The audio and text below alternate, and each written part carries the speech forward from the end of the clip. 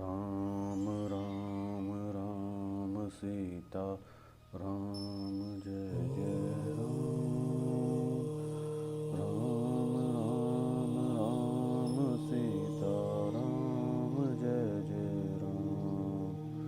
जय श्री राम। आगे बालकांड में तुलसीदास जी चारों भाइयों के विवाह के पश्चात का व्याख्यान करते हैं। सादर सबके पाए पखारे, जथा जोगु पीड़न बैठारे, धोए जनक अवधपति चरना, सीलू स्नेहु जाई नहीं बनना। आदर के साथ सबके चरण धोए और सबको यथायोग पीठों पर बैठाया। तब जनक जी ने अवधपति दशरथ जी के चरण धोए। उनका शील और स्नेह वर्णन नहीं किया जा सकता। फिर श्री रामचंद्र जी के चरण कमलों को धोया, जो शिव जी के हृदय कमल में छिपे रहते हैं। तीनों भाइयों को श्री रामचंद्र जी के ही समान जानकर जनक जी ने उनके भी चरण अपने हाथों से धोए। राजा जनक जी ने सभी को उचित आसन दिए और सब परसने वालों को बुलाया। अदर के सहित पतले पड़ने लगे, जो मणियों के पत्तों से सोने की कील लगाकर बनाई गई थी। चतुर और विनीत रसोइये सुंदर, स्वादिष्ट और पवित्र दाल भात और गाय का घी क्षण भर में सबके सामने परस गए। सब लोग पंचकोर करके अर्थात प्राण स्वाहा, अपानाय स्वाहा, व्यानाय स्वाहा, उदानाय स्वाहा और समानाय स्वाहा इन मंत्रों का उच्चारण करते हुए पहले 5 ग्रास लेकर भोजन करने लगे। गाली का गाना सुनकर वे अत्यंत प्रेम मगन हो गए। अनेकों तरह के अमृत के समान स्वादिष्ट पकवान परसे गए, जिनका बयान नहीं हो सकता। चतुर रसोइये नाना प्रकार के व्यंजन परसने लगे। उनका नाम कौन जानता है। 4 प्रकार के चवर्रे, चोष्य, लेह, पेय अर्थात चबाकर, चूसकर, चाटकर पीने खाने योग्य भोजन की विधि कही गई है। उनमें से एक एक विधि के इतने पदार्थ बने थे जिनका वर्णन नहीं किया जा सकता। 6 रसों के बहुत तरह के सुंदर व्यंजन हैं। एक एक रस के अनगिनत प्रकार के बने हैं। भोजन करते समय पुरुष और स्त्रियों के नाम ले लेकर सुंदर स्त्रियां बड़ी मधुर ध्वनि से गाली दे रही है। समय की सुहावनी गाली शोभित हो रही है, जिसे सुनकर समाज सहित राजा दशरथ जी हंस रहे हैं। इस रीति से सबने भोजन किया और तब सब आदर सहित आचमन किया। फिर पान देकर जनक जी ने समाज सहित दशरथ जी का पूजन किया। सब राजाओं के सिरमौर चक्रवर्ती श्री दशरथ जी प्रसन्न होकर जनवासे को चले। जनकपुर में नित्य नए मंगल हो रहे हैं। रात और दिन पल के समान बीत रहे हैं। बड़े सवेरे राजाओं के मुकुटमणि दशरथ जी आगे जागे। याचक उनके गुण समूह गान गाने लगे। चारों कुमारों को सुंदर बहुओं सहित देखकर उनके मन में जितना आनंद है वो किसी प्रकार से कहा जा सकता है। वे प्रातः क्रिया करके गुरु वशिष्ठ जी के पास गए। उनके मन में महान आनंद और प्रेम भरा है। राजा प्रणाम और पूजन करके फिर हाथ जोड़कर मानो अमृत में डुबोई हुई वाणी बोले, हे मुनिराज सुनिए, आपकी कृपा से मैं आज पूर्ण काम हो गया। हे स्वामी, अब सब ब्राह्मणों को बुलाकर उन सब तरह वे से सजी हुई गायें दीजिए। यह सुनकर गुरुजी ने राजा की बड़ाई करके फिर मुनिगणों को बुलवा भेजा। तब वामदेव, ऋषि नारद, वाल्मीकि, जाबली और विश्वामित्र आदि तपस्वी श्रेष्ठ मुनियों के समूह आए। राजा ने सबको दंडवत प्रणाम किया और प्रेम सहित पूजन करके उन्हें उत्तम आसन दिए। 4 लाख उत्तम गाय मंगवाई, जो कामधेनु के समान अच्छे स्वभाव वाली और सुहावनी थी। उन सब को सब प्रकार से सजाकर राजा ने प्रसन्न होकर भूपदेव ब्राह्मणों को दिया। राजा बहुत तरह से विनती कर रहे हैं कि मैंने जगत में आज ही जीने का लाभ पाया। ब्राह्मणों के आशीर्वाद पाकर राजा बड़े आनंदित हुए। फिर याचकों के समूह को बुलवा लिया। उन सब को रुचि पूछकर सोना, वस्त्र, मणि, घोड़ा, हाथी, रथ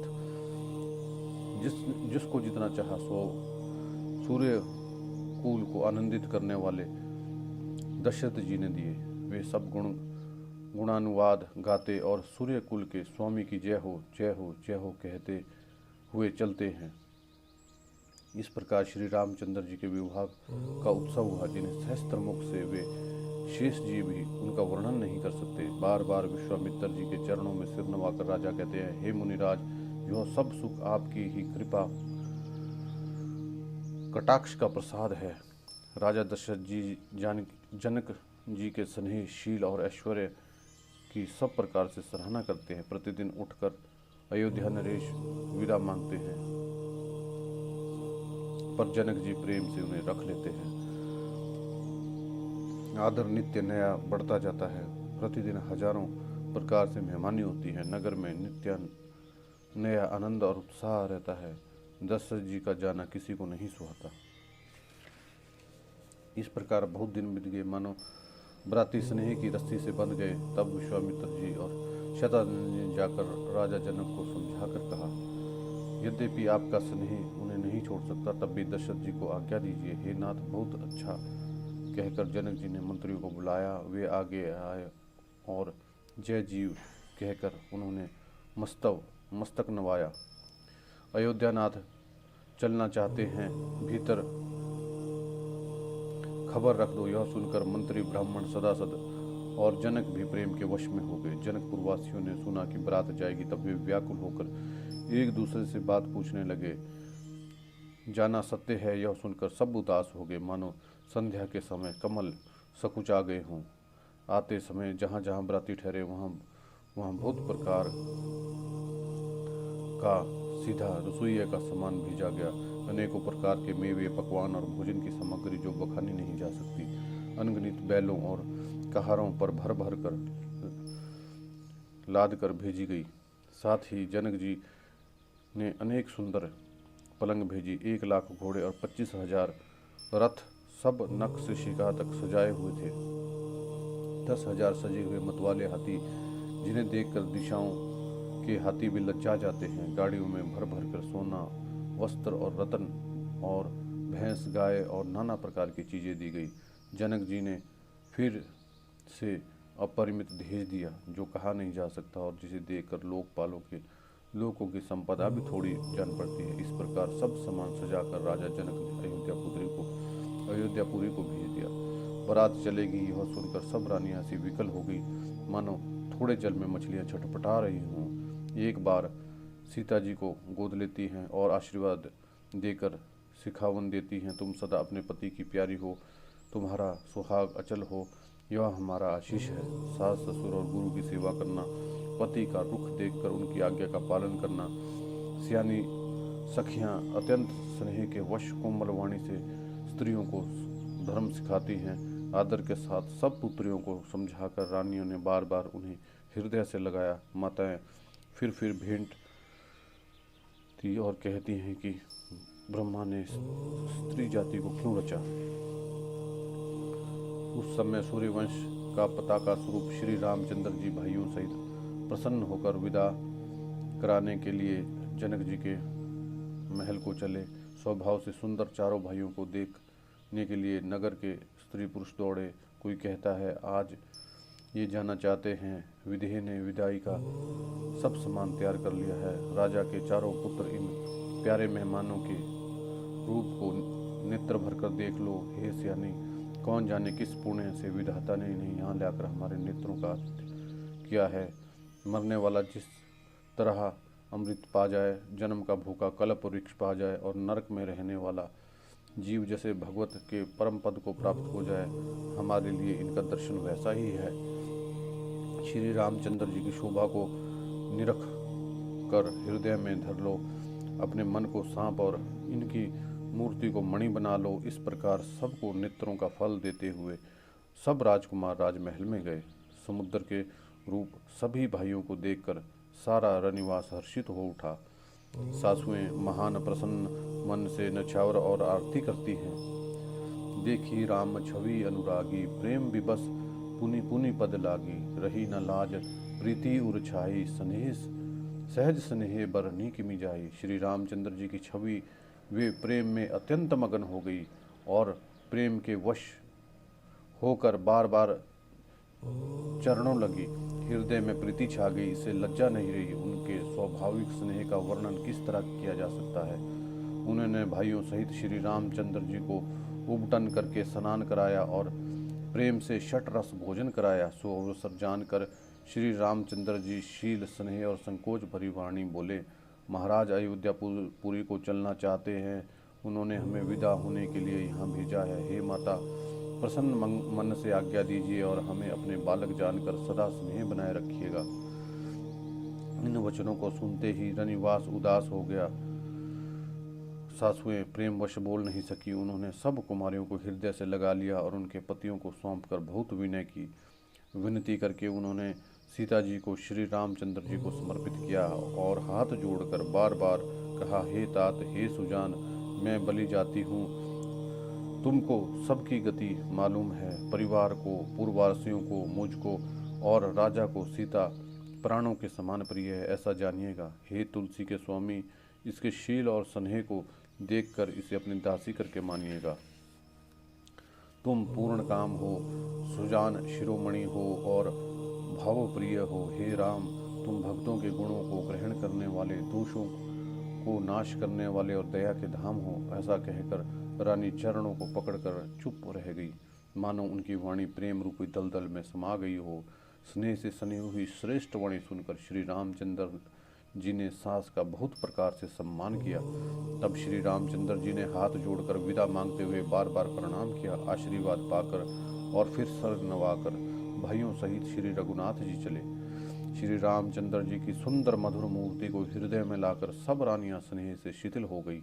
फिर धीरज धारण करके कुमारियों को बुलवाकर माताएं बारंबार उन्हें गले से लगाकर भेंटने लगी।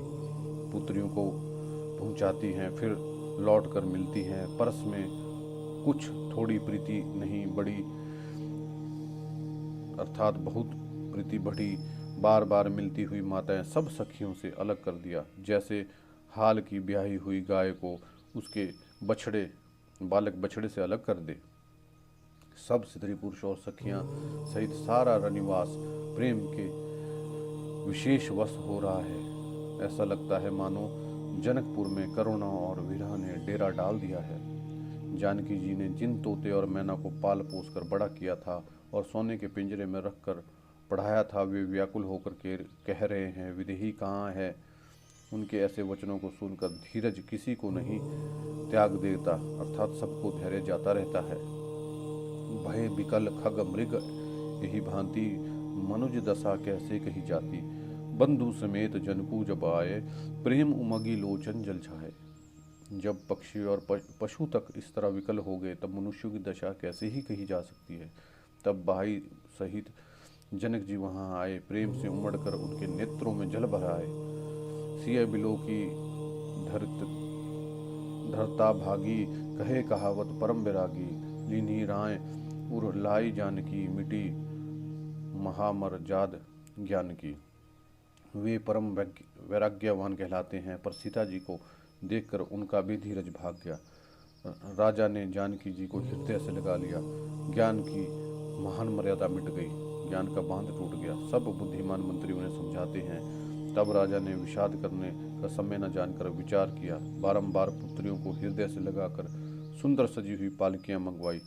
सारा परिवार प्रेम में विवश है। राजा ने सुंदर मुहूर्त जानकर सिद्धि सहित गणेश जी का स्मरण करके सारी कन्याओं को पालकियों पर चढ़ाया। बहुविधि भूप सुता समुझाई, नारी धर्मो कुल रीति सिखाई। दासी दास दिए बहुतेरे, सुचि सेवक जे प्रिय सिय केरे। राजा ने पुत्र पुत्रियों को बहुत प्रकार से समझाया, उन्हें स्त्रियों का धर्म और कुल की रीति सिखाई। बहुत से दास दासी दिए जो सीता जी के प्रिय और विश्वास पात्र सेवक थे। सीता जी के चलते समय जनकपुर वासी व्याकुल हो गए। मंगल की राशि शुभ शगुन हो रहे हैं। ब्राह्मण और मंत्री के समाज सहित राजा जनक जी उन्हें पहुंचाने के लिए साथ चले। समय देखकर बाजे बजने लगे। बरातियों ने रथ, हाथी और घोड़े सजाए। दशरथ जी ने सब ब्राह्मणों को बुला लिया और उन्हें दान और सम्मान से परिपूर्ण कर दिया। उनके चरण कमलों की धूलि सिर पर धरकर आशीष पाकर राजा आनंदित हुए और गणेश जी का स्मरण करके उन्होंने प्रस्थान किया। मंगलों के मूल अनेक शगुन हुए। देवता हर्षित होकर फूल बरसा रहे हैं, अप्सराएं गान कर रही हैं। अवधपति दशरथ जी नगाड़े बजाकर आनंद पूर्वक अयोध्यापुरी चले। राजा दशरथ ने विनती करके प्रतिष्ठित जनों को लौटाया, आदर सहित सब मंगलों को बुलवाया, उनके गहने, कपड़े, घोड़े, हाथी दिए और प्रेम से पुष्ट करके सब को संपन्न अर्थात बल युक्त कर दिया। वे सब बारंबार वृदावली बखान कर और श्री रामचंद्र जी को हृदय में रखकर लौटे। कौशलाधीश दशरथ जी बार बार लौटने को कहते हैं, परंतु जानकी जी के प्रेमवश लौटना नहीं चाहते।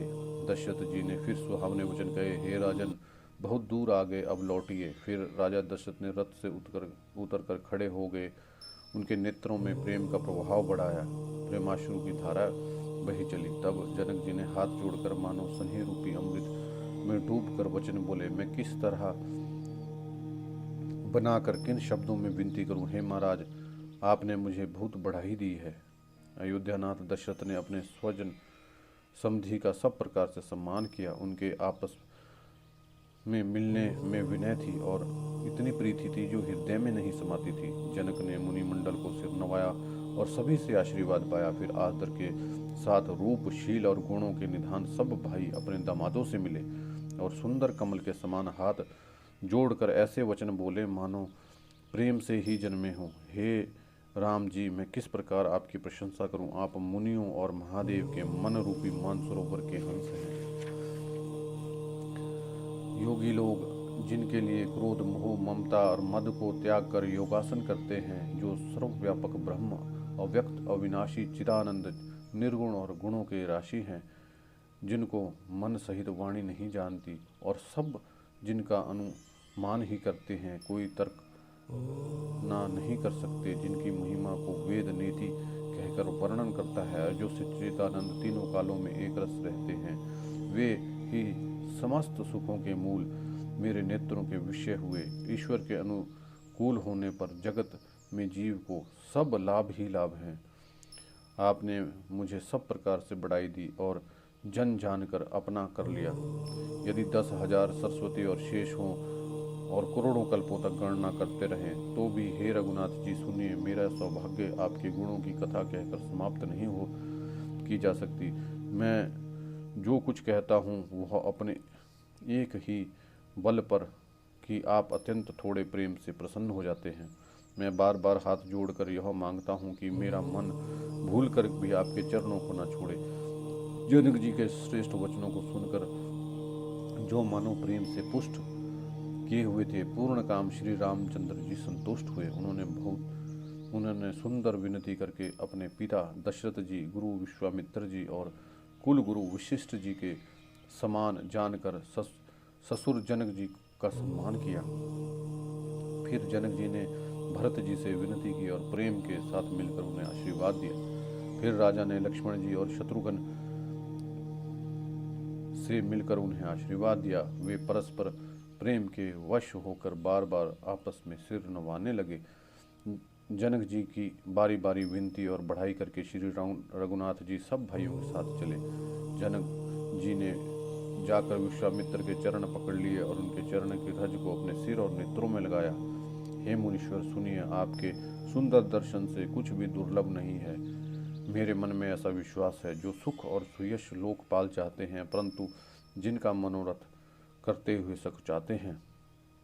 हे स्वामी, वही सुख और सुयश मुझे सुलभ हो गया। सारी सिद्धियां आपके दर्शनों की अनुगामिनी अर्थात पीछे पीछे चलने वाली है। इस प्रकार बार बार विनती की और सिर नवाकर तथा उनसे आशीर्वाद पाकर राजा जनक लौटे।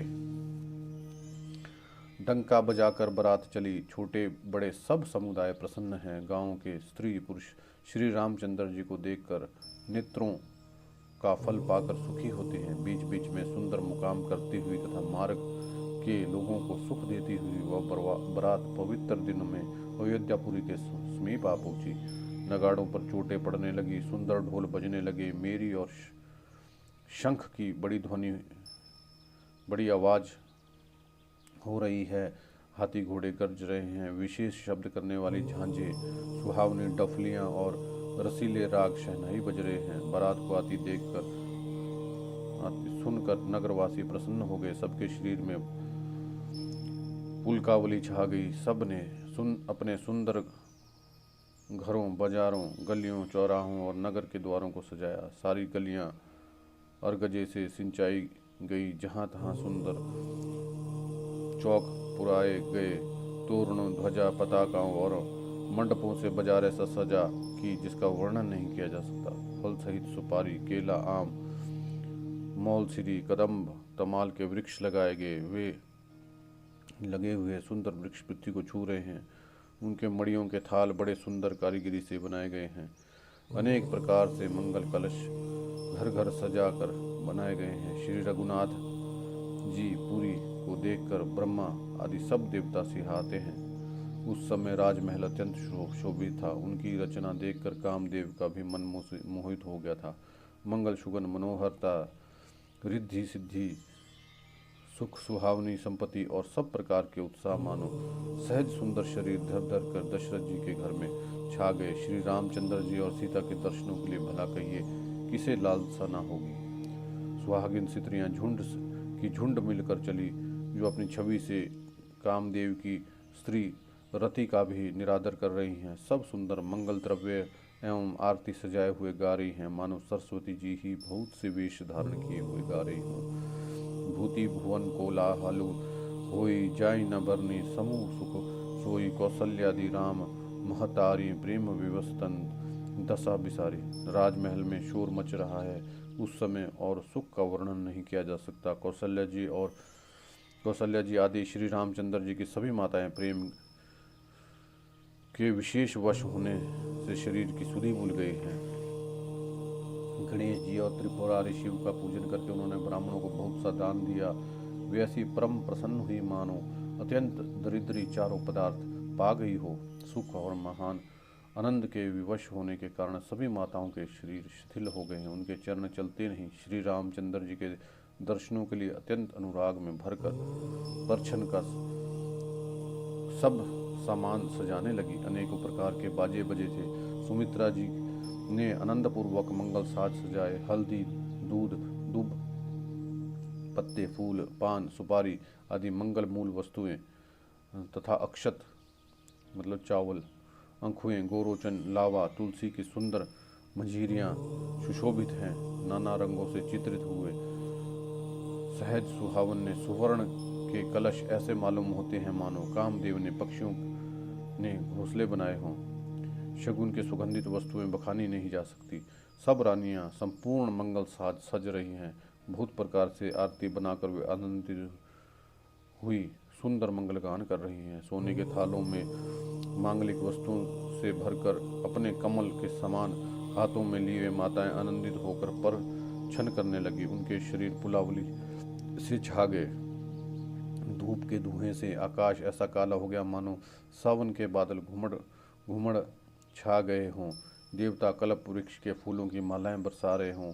वे ऐसे लगती हैं मानो बगलों की पांति मन खींच रही हो। सुंदर मणियों से बने बंधनवार ऐसे मालूम होते हैं मानो इंद्रधनुष सजाए हों। अटारियों पे सुंदर और चप्पल स्त्रियां प्रकट होती और छिप जाती हैं। वैसी जान पड़ती हैं मानो बिजलियां चमक रही हो। नगाड़ों की ध्वनि मानो बादलों की घोर गर्जना है। याचकगण पपीहे, मेंढक और मोर हैं। देवता पवित्र सुगंध रूपी जल बरसा रहे हैं, जिससे खेती के समान नगर के सभी पुरुष स्त्री सुखी हो जा रहे हैं। समूह जानी गुर आयुष दीना, पूर्व प्रवेशु रघुकुल मणिकीन्हा, सुमरी शंभु गिरजा गजराजा, मुदित महीपति सहित समाजा। समय जानकर गुरु वशिष्ठ जी ने आज्ञा दी। तब रघुकुल मणि महाराज दशरथ जी ने शिव, पार्वती और गणेश का स्मरण करके समाज सहित आनंद होकर मंगल नगर में प्रवेश किया। शगुन हो रहे हैं। देवता दुंदुभी बजाकर फूल बरसा रहे हैं। देवताओं की स्त्रियां आनंदित होकर सुंदर मंगल गीत गाकर नाच रही हैं। मागध, सूत, भाट, चतुर, नट तीनों लोगों के उजागर सबको प्रकाश देने वाले परम प्रकाश रूप श्री राम चंद्र जी का यश का गान कर रहे हैं। जय ध्वनि तथा वेद के निर्मल श्रेष्ठ वाणी सुंदर मंगल से सनी हुई दसों दिशाओं में सुनाई पड़ रही है। विपुल बाजने बाजन लागे, नभ सुर नगर लोग अनुरागे, बने बराती बरनी न जाही, महामुदित मन सुख न समाही। बहुत से बाजे बजने लगे। आकाश में देवता और नगर में लोग सब प्रेम में मगन हैं। बराती ऐसे बने ठने हैं कि उनका वर्णन नहीं किया जा सकता। परम आनंदित हैं, सुख उनके मन में समाता नहीं है। तब अयोध्या वासियों ने राजा का जोहार की, मतलब वंदना की। श्री रामचंद्र जी को देखते ही वे सुखी हो गए। सब मणि और वस्त्र निछावर कर रहे हैं, नेत्रों में जल भरा है और शरीर पुलकित है। नगर की स्त्रियां आनंदित होकर आरती कर रही हैं और सुंदर चारों राजकुमारों को देखकर हर्षित हो रही हैं। पालकियों के सुंदर पर्दे हटा हटा कर वे दुल्हनों को देखकर बड़ी सुखी होती हैं। इस प्रकार सबको सुख देते हुए राजद्वार पर आए। माताएं आनंदित होकर बहुओं सहित कुमारों को परछन कर रही हैं। करहीं आरती बारहीं बारा, प्रेमु प्रमोदु कहे को पारा। भूषण मणिपट नाना जाति, करही निछावरी अनगिनत भांति। वे बार बार से आरती कर रही हैं। उनके प्रेम और महान आनंद को कौन कह सकता है। अनेकों प्रकार के आभूषण, रत्न और वस्त्र तथा अगणित प्रकार की अन्य वस्तुएं निछावर कर रही हैं। बंधु समेत देखी सुतिचारी, परमानंद मगन महितारी। पुनि पुनि सिया राम छवि देखी, मुदित फल सफल जग जीवन लेखी। बहुओं सहित चारों पुत्रों को देखकर माताएं परमानंद में मगन हो गई। सीता जी और श्री रामचंद्र जी की छवि को बार बार देखकर वे जगत में अपने जीवन को सफल मानकर आनंदित हो रही हैं। सखियां सीता जी के मुख को बार बार देखकर अपने पुण्यों की सराहना करती हुई गान कर रही हैं। देवता क्षण क्षण में फूल बरसाते, नाचते गाते और अपनी अपनी सेवा समर्पण करते हैं। देखी मनोहर चारी उजोरी, शारदा उपमा सकल ढिंडोरी। देत न बनही निपट लगु लागी, एक टकरही रूप अनुरागी। चारों मनोहर जोड़ियों को देखकर सरस्वती ने सारी उपमाओं को खोज डाला, पर कोई उपमा देते नहीं बनती, क्योंकि उन्हें सभी बिल्कुल तुच्छ जान पड़ती हैं। तब हार के वे श्री रामचंद्र जी के रूप में अनुरक्त होकर एक टक देखती रह गई। निगम नीति कुल रीति करी, अरघ पावड़े देत। बंधु सहित सुत परछी सब चली, लवाई निकेत। वेद की विधि और कुल की रीति करके धैर्य पावड़े देती हुई बहुओं समेत सब पुत्रों को परछन करके माताएं महल में लिवा चली। स्वाभाविक ही सुंदर 4 सिंहासन थे, मानो कामदेव ही अपने हाथों से बनाए थे। उन माताओं ने राजकुमारी और राजकुमारों को बैठाया और आदर सहित उनके पवित्र चरण धोए। जय श्री राम।